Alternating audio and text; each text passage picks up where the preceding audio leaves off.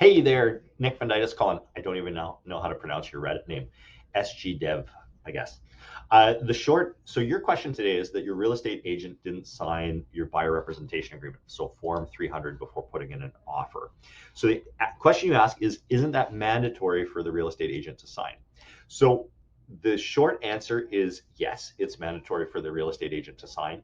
The important thing for you is that it does not invalidate your offer in any way. It does not um, mean that you're not protected under the Real Estate Business and Brokers Act.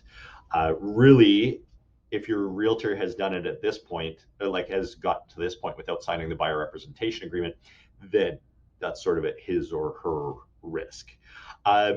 So the longer answer here is that realtors in Ontario are supposed to explain client and customer representation to you clearly early in the home search process. So I'm guessing by the fact that he didn't ask you to sign this, and I'm using he just generically here, means that he probably didn't explain this as fully as he should, because otherwise you guys would have already had a conversation about this. And that Form 300, so that's the buyer representation agreement, should be signed by you and your realtor. I think in the Code of Ethics, I think it says at the earliest practicable opportunity. Now, I've included a link from RECO that explains it further and in more detail and how you're protected and things like that.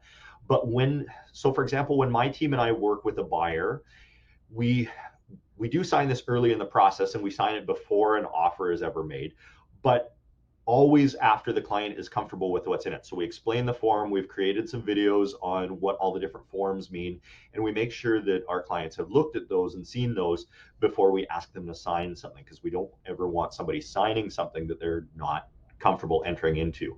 And really, if a client's not comfortable entering into a buyer representation agreement with us, we're not showing our value, and we shouldn't be working together as realtor and client. It's kind of as simple as that.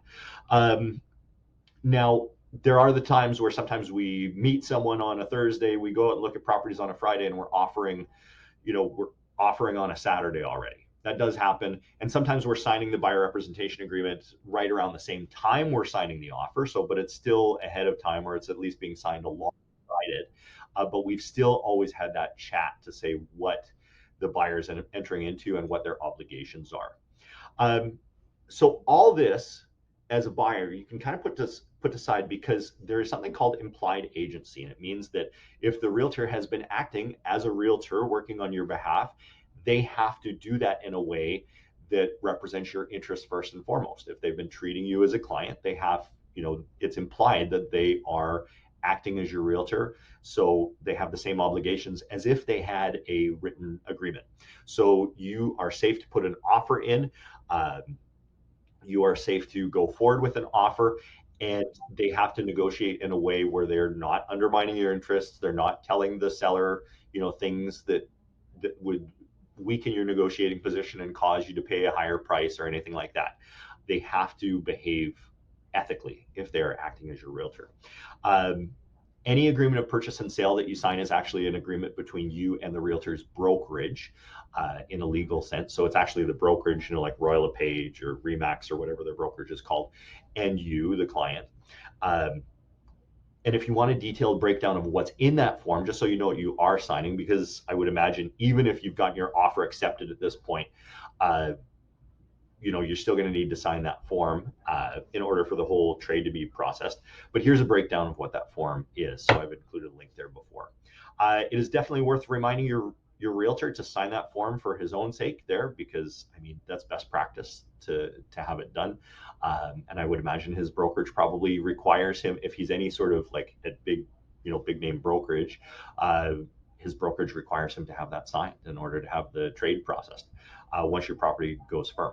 So I hope that's useful to you. If you want, like I said, there's a couple links in my printed answer below, and I'm happy to answer any specific questions about your situation. If you want, you just shoot me a DM, because I have no skin in the game here and yours, so I can kind of give you an impartial answer.